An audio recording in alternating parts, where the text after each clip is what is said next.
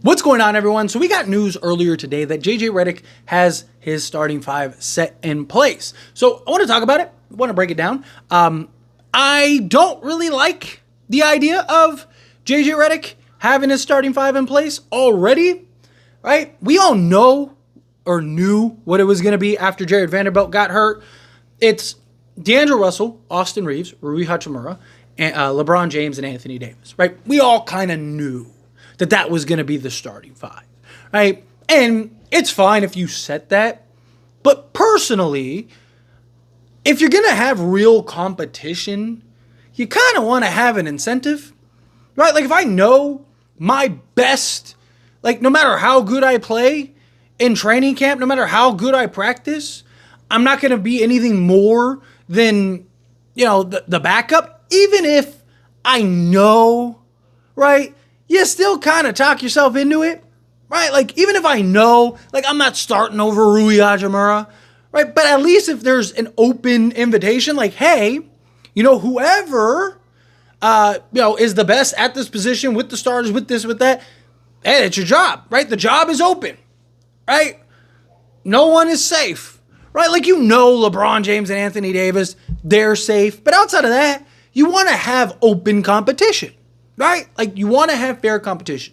Now, you could argue that it's better to just kind of get it out the way rather than trying to, experiment too much. You can kind of just focus on the things at hand, right? Kind of focus on really building and instilling the sets into the starting unit, which is most likely why JJ did it. Again, I don't think JJ made the wrong choice doing it right now. I just personally like the idea of competition amongst a team. Now, the other kind of pro to getting it out of the way now is everybody that's already on the roster was on the roster last year, outside of Dalton Connect, but everybody that's on the roster is already here, right? So I don't think anyone would expect it. But again, it would be nice if Max Christie believed he had a chance and is working twice as hard. I'm not saying that they're not going to work hard, but again, it's if I know no matter what, right? Austin Reeves is starting over me. Even if I'm busting Austin Reeves up all training camp, I'm just gonna be his backup. Right? It's not as much incentive, right? And that's a fear, that's a risk that you're taking going into training camp.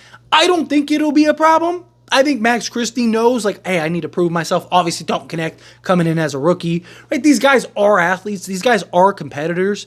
They're gonna want to compete regardless. But it's just having that balance.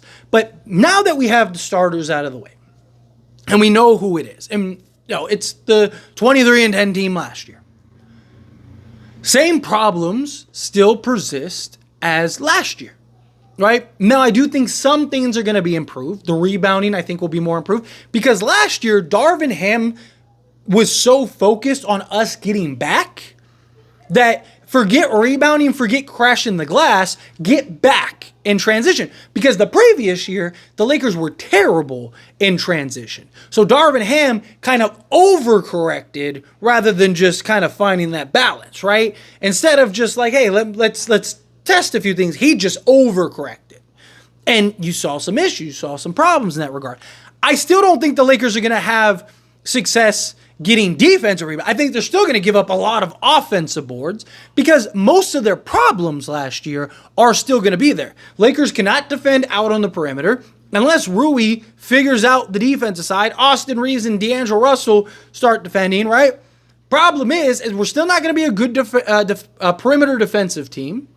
And most of the offensive second chance opportunities we gave up were because of us being a terrible perimeter defender, teams shooting the lights out and jacking up a bunch of threes every game, almost, right? A team was having, or a player was having a career night from three because we can't defend out on the perimeter. So everyone's just jacking shots up because I'd rather get a bunch of shots up and then trust our athletes out on the perimeter to win a foot race against D'Angelo Russell, against Austin Reeves, against Rui Hachimura to get the rebound.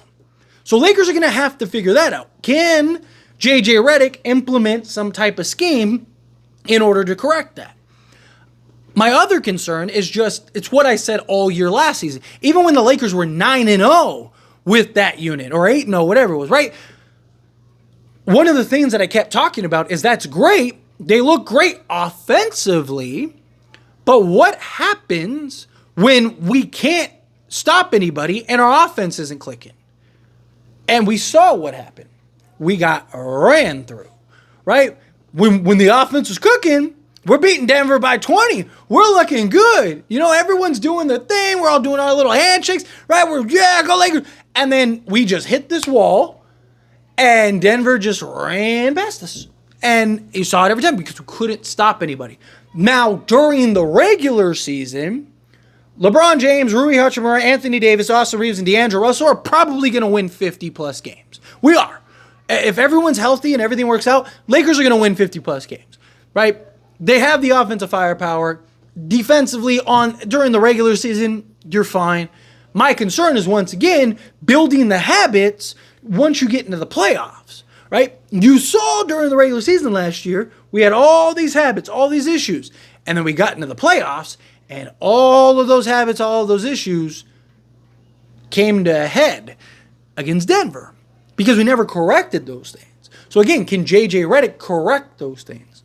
JJ Redick help with the offensive rebounding? Can he help with the defense? Can he get guys to buy it, right? Can he be more efficient, right? Because the more efficient we are, the easier it'll be for guys to kind of have fresher legs, right? If we're playing catch up all the time, or we're just, but if we're getting easy offense and everything's just clicking and everything's just moving, then you don't have, now you have more energy, you have more in the reserves to play defense. Right, Rui Hachimura isn't going to turn into Jared Vanderbilt defensively. He's just not. But can he be serviceable? Austin Reeves. We saw in the playoffs, surprisingly, and against Jamal Murray, he was actually good. Not great, not elite, nothing like that. Can Austin Reeves be serviceable on the defense side? D'Angelo Russell, can he be serviceable? Again, I'm not saying these guys have to be elite. I'm not saying these guys have to be locked down. I'm not saying they have to be all this, that, and the other. All I'm saying is, you gotta be at least serviceable enough to actually have our advantages really give us that extension, right? Because if it's just like, like this, right? Or let me better phrase, like if it's like this and we're just slightly ahead, on occasion teams are gonna catch up and pass you, right? But if we're able to stay a slide ahead, and then our defense can be serviceable, you're going to start slowly pulling away, right? Because the defense is going to get enough stops on random occasions to basically have your offense, if you're one of the most efficient offenses, which I do believe the Lakers will be top 5 offense. I'm almost like I'm very confident in that they'll be a top 5 at worst right outside the bubble. But I think that they'll be, they were like 118 last year. I wouldn't be shocked if they're like 120 next year. Lakers are going to be very good offensively. Like JJ Redick's going to implement a lot of really good offensive sets, a lot of really good offensive actions. They have a ton of versatility on the offense side.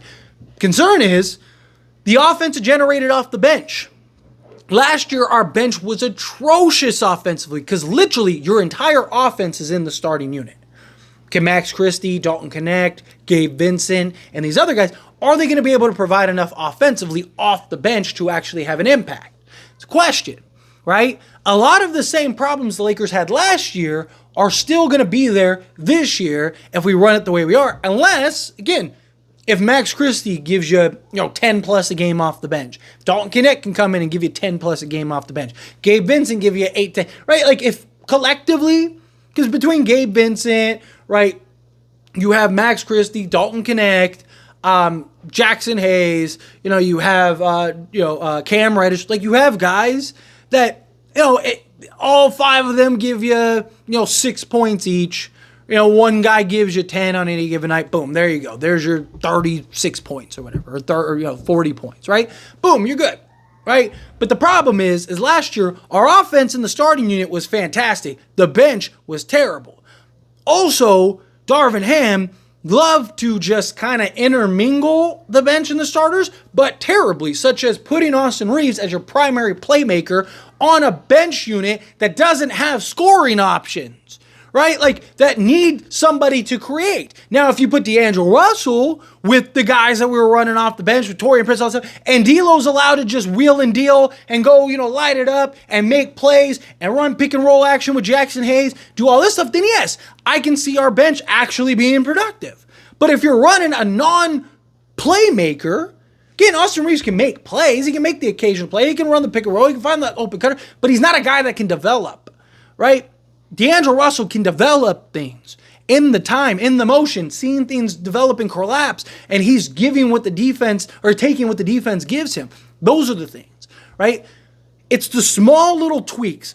There's definitely concerns. Again, a lot of the same problems we had last year are probably going to be problems this year, but it's about the small little tweaks. Again, instead of having Austin Reeves be the primary playmaker, stagger D'Lo and LeBron rather than taking them both out at the same time, right? Can Max Christie kind of play a role? Can Dalton Knecht play a role? Right? There's a lot of things that could tweak and adjust and change, to kind of mask and make up for your holes. Every team has flaws. Every team has holes.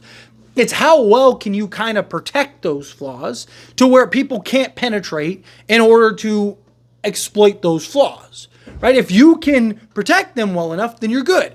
I believe the difference between JJ Redick, Darvin Ham is I believe JJ Redick will be able to maximize our strengths better, which will then shield and protect our weaknesses so teams aren't able to exploit them as well. Still going to have exploitation here and there, but our pros will be so much better that we'll win a lot of games. Lakers are probably going to win 50-plus games, right? It's just, will they be able to translate well enough come the playoffs offensively and be able to get stops? We're going to see. We're going to see the progress. I wouldn't be shocked if JJ Redick actually changes the starting unit at some point, right? When Vando's healthy or whatever, and just kind of give us a better balance, or maybe move Reeves or somebody to the bench.